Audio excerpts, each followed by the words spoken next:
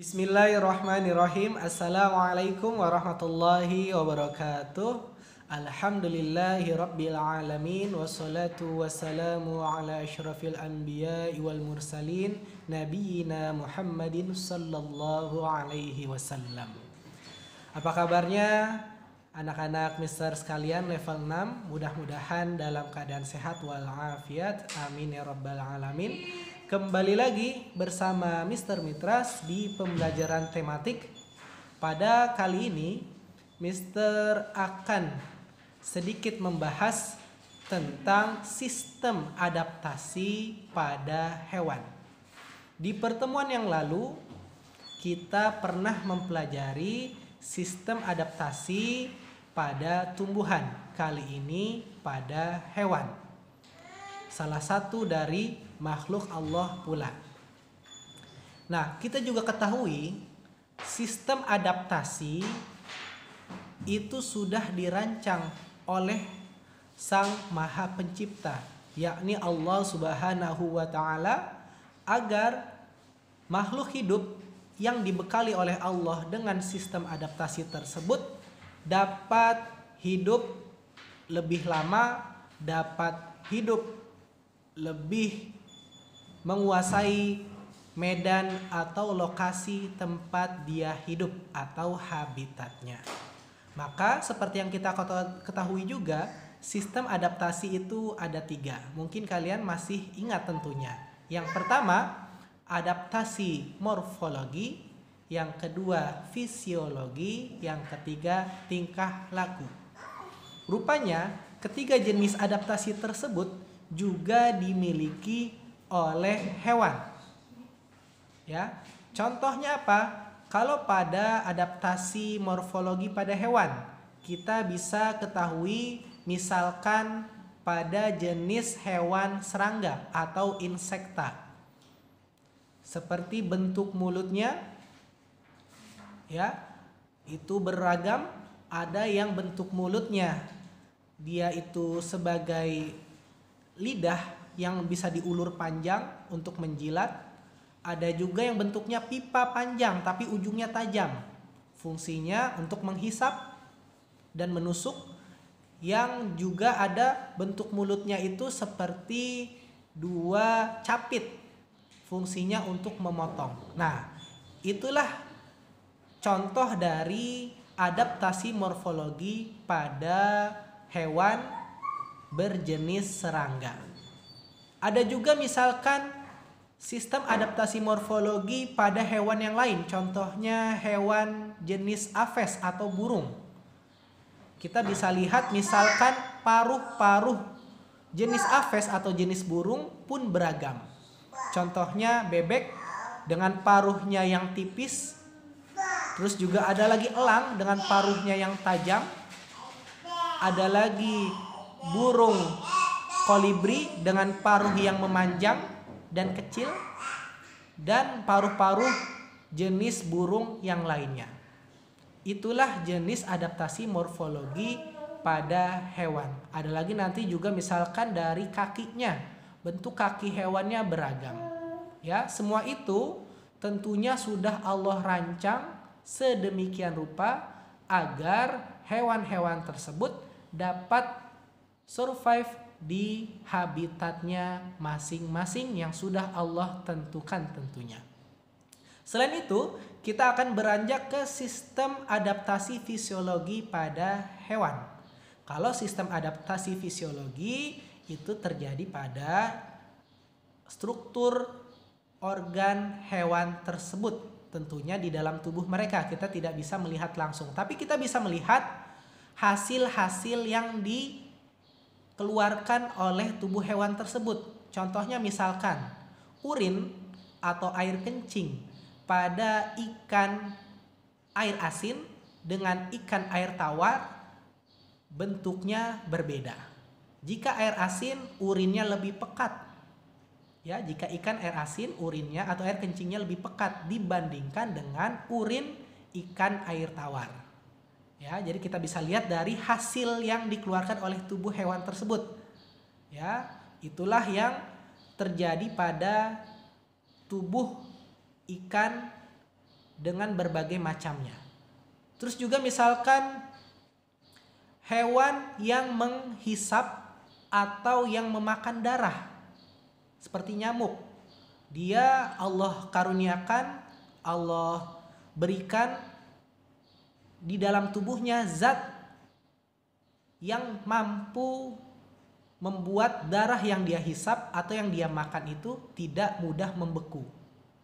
Ada juga misalkan pada hewan-hewan pemamah biak atau hewan-hewan yang memakan tumbuhan atau rumput-rumputan. Itu Allah karuniakan di dalam tubuhnya enzim selulosa. Fungsinya apa? Fungsinya agar mudah mencerna daun-daun atau rumput-rumputan yang tentunya tidak dimiliki oleh hewan pemakan selain rumput.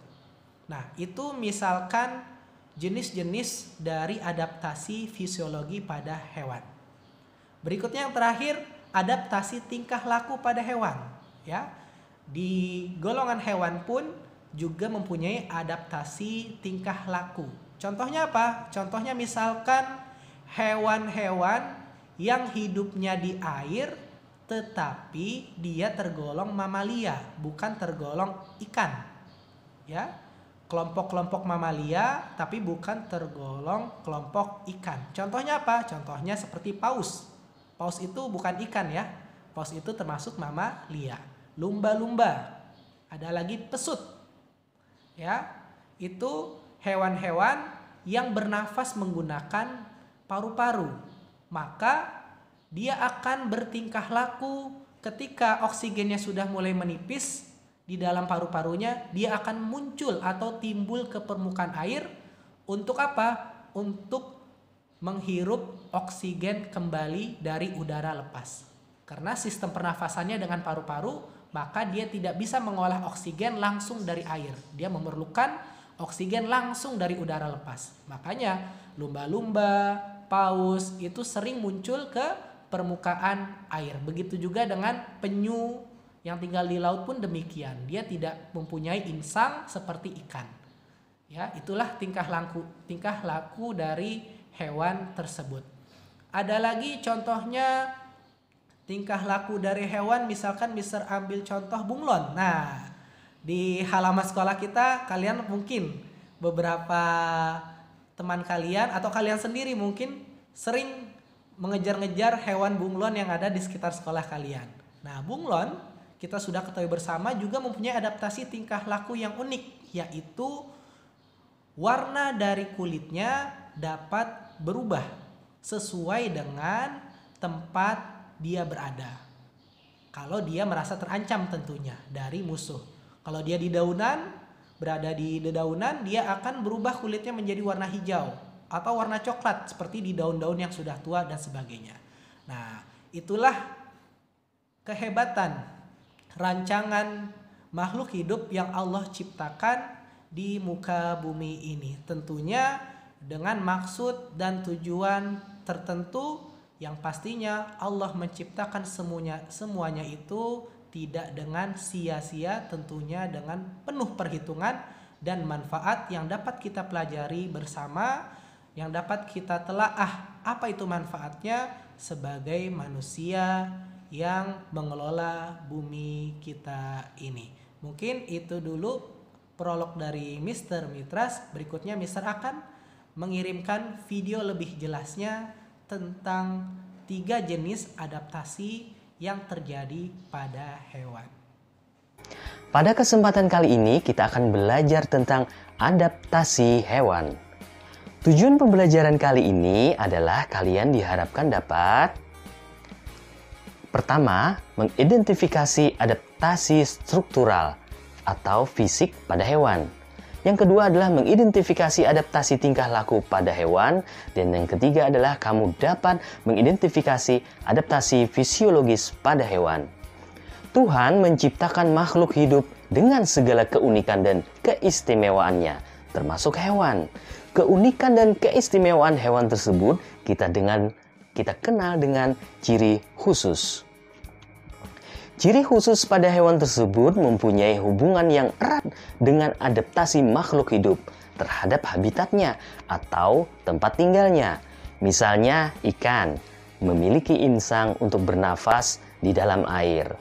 Nah, anak-anak, apa sih pengertian adaptasi? Apa saja jenis adaptasi pada hewan dan mengapa hewan perlu beradaptasi? Untuk menjawab pertanyaan tersebut, mari kita membahasnya pada materi berikut ini.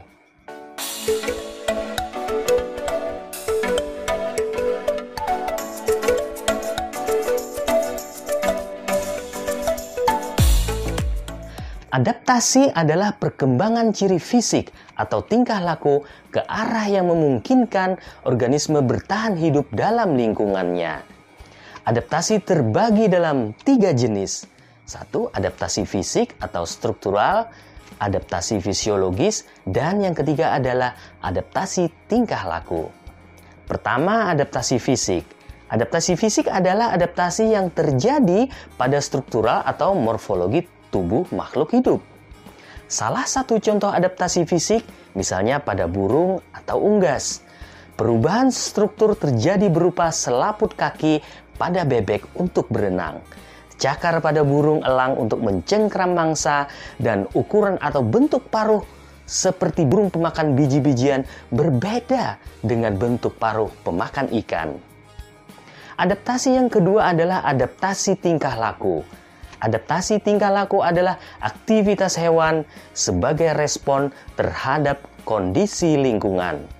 Yang termasuk ke dalam adaptasi tingkah laku adalah mimikri, kamuflase, autotomi, migrasi, dan hibernasi. Mari kita bahas. Mimikri. Mimikri adalah kemampuan makhluk hidup untuk meniru dan menyerupai benda lain yang dihinggapinya atau ditempatinya, sehingga pemangsa yang lain sulit untuk membedakan keduanya. Contohnya pada bunglon. Bunglon menyesuaikan diri dengan mengubah warna kulitnya sesuai dengan tempatnya berada. Misalnya ketika bunglon berada di batang kayu, warna kulitnya berubah dari hijau menjadi kecoklatan dan kehitaman atau sebaliknya. Perubahan warna ini membuat bunglon mampu membaur dengan lingkungannya untuk tujuan mempertahankan diri ataupun untuk mencari makanan. Yang kedua, kamuflase. Kamuflase artinya penyamaran. Hewan berkamuflase adalah ketika hewan berusaha menyesuaikan diri dengan lingkungan, tempat hidupnya, atau lingkungan sekitar sehingga dapat menyamarkan diri untuk dapat memudahkan mencari makanan atau ketika mempertahankan diri. Misalnya pada belalang. Belalang sering hinggap pada daun untuk menyesuaikan lingkungan dengan warna dan bentuk tubuhnya. Yang ketiga, autotomi adalah perilaku di mana seekor hewan menumpahkan atau membuang satu atau lebih perlengkapan dirinya. Biasanya sebagai mekanisme pertahanan diri untuk menghindari genggaman pemangsa atau mengalihkan perhatian pemangsa. Dengan demikian memungkinkan untuk melarikan diri. Autotomi terjadi pada reptil, misalnya cecak dan kadal. Untuk melindungi dirinya, cecak dan kadal memutuskan ekornya. Ekor yang telah putus akan tumbuh lagi seperti semula. Proses memutuskan ekor tersebut dinamakan autotomi. Yang keempat adalah migrasi. Migrasi adalah sebuah gerakan periodik hewan dari tempat di mana ia telah tinggal ke daerah yang baru, dan kemudian melakukan perjalanan kembali ke habitat asli. Faktor hewan bermigrasi merupakan biasanya untuk mencari makanan yang berlimpah dan tempat yang baik untuk berkembang biak. Migrasi ini biasanya terjadi pada burung-burung karena mampu terbang ke tempat-tempat jauh. Bahkan ada jenis burung yang dapat terbang dari Arktik ke Antartika. Yang kelima adalah hibernasi. Hibernasi atau rahat adalah kondisi ketidakaktifan dan penurunan metabolisme pada hewan yang ditandai dengan suhu tubuh yang lebih rendah, pernapasan yang lebih perlahan, serta kecepatan metabolisme yang lebih rendah. Hewan yang melakukan hibernasi berusaha menghemat energi, terutama selama musim dingin, sewaktu terjadi kelangkaan makanan. Hibernasi dapat terjadi selama beberapa hari atau beberapa minggu, atau bahkan berbulan-bulan, tergantung dari spesies, suhu sekitar, dan waktu. Hewan yang terkenal suka melakukan hibernasi adalah beruang kutub. Nah, sudah 2 adaptasi yang kita bahas, yaitu adaptasi fisik, yang kedua adalah adaptasi tingkah laku. Sekarang kita bahas adaptasi yang ketiga, yaitu adaptasi fisiologis. Adaptasi fisiologis adalah adaptasi di mana respon dari dalam tubuh muncul karena mendapat rangsangan dari luar tubuh. Adaptasi fisiologis terjadi di dalam tubuh, kebalikan dari adaptasi fisik, di mana perubahan itu terjadi pada tubuh bagian luar. Contohnya unta dapat menyimpan cadangan air di kantong yang ada dalam punuknya, sehingga unta dapat bertahan hidup di tempat kering atau gurun. Burung hantu memiliki penglihatan yang tajam pada malam hari, sehingga memudahkan untuk mencari makan. Nah, anak-anak, kesimpulan pembelajaran kita kali ini adalah adaptasi adalah penyesuaian diri makhluk hidup terhadap lingkungannya, baik bertahan hidup dari musuhnya ataupun mencari makanan. Adaptasi terbagi dalam 3 jenis. Pertama, adaptasi fisik atau struktural. Yang kedua adalah adaptasi tingkah laku. Dan yang ketiga, adaptasi fisiologis. Setiap hewan harus beradaptasi dengan lingkungannya untuk bertahan hidup di dalam habitat mereka.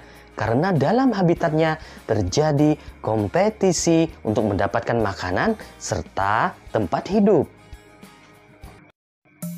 Baik, demikian materi adaptasi pada hewan kali ini. Untuk menambah wawasan kalian, jangan lupa kalian untuk belajar dan terus belajar. Sampai jumpa pada materi berikutnya. Assalamualaikum warahmatullahi wabarakatuh.